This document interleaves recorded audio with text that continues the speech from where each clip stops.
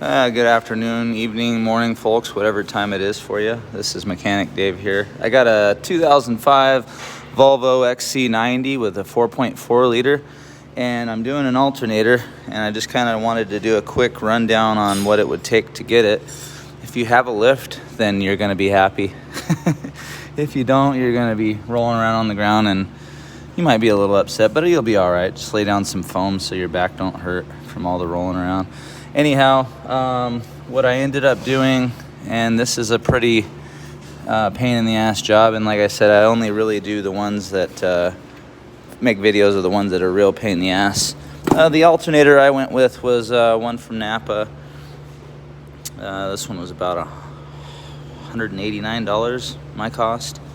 There's a part number for that.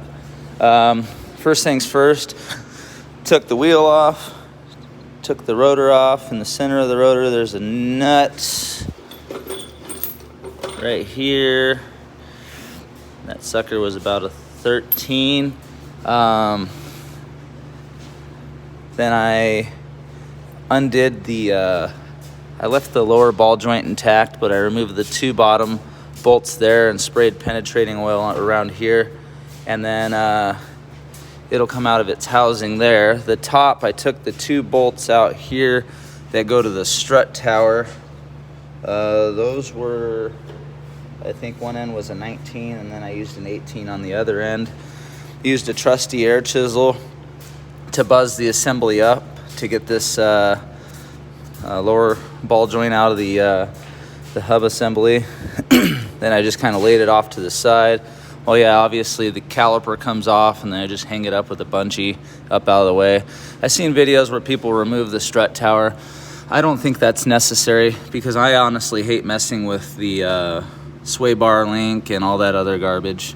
Then I proceeded to remove the belt, which is a, where's the number? Sorry.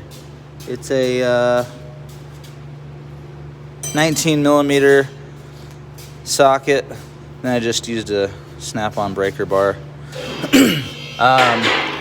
On the ends up here, the let's see, you can see that nut right there for the tensioner right here.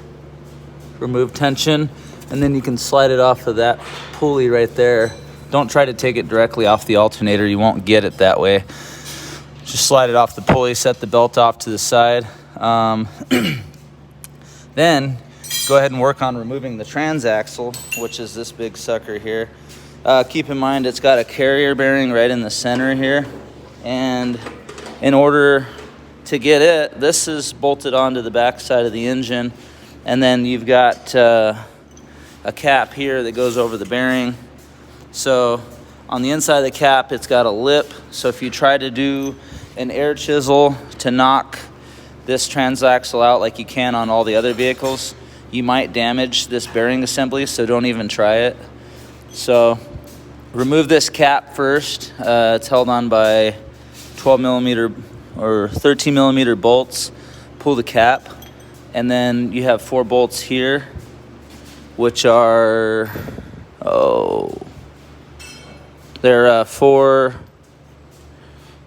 14 millimeter bolts. Remove those 4, and then you'll have a good time removing this heat shield in the front, which goes around here, which you'll probably have to remove first. Let me backtrack. There are 8 millimeter bolts, one here, one on the bottom, and then you'll have to get, I used quarter inch extensions to go all the way down into the valley of hell, and I undid that final one to get that heat shield off, at which point you can pull the heat shield out and then you can pull this whole transaxle out. And once you get the transaxle out, then you can start to work on the alternator bolts, which there's only 3 of them, and they're like yay. There's 2 on the bottom and 1 on the top, and no big deal, they just go through. And on those I used a little 1/4 inch ratchet with a flexi head, and that helped me get up in there and get what I needed done. You will have carpal tunnel by the time you get them out. And then you'll go ahead and remove, once you get the alternator loose, you'll have this one stud here on the alternator, which is if it's a factory one still, that one's a 13 millimeter socket.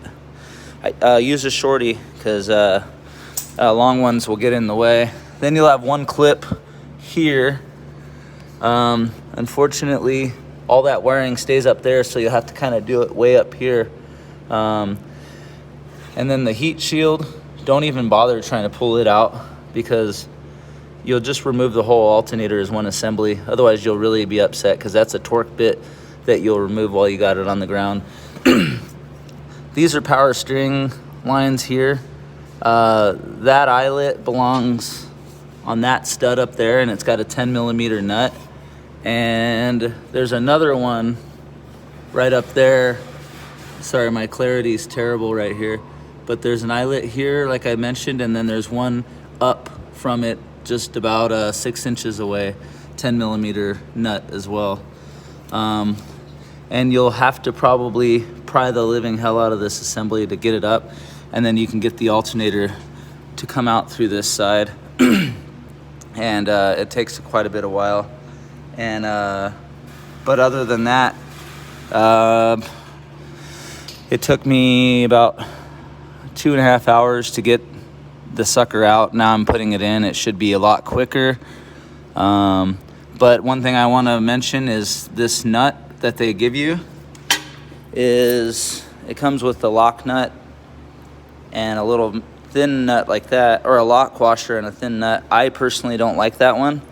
I like the one that Volvo gave with it stock, so I reuse theirs because it's just better all around.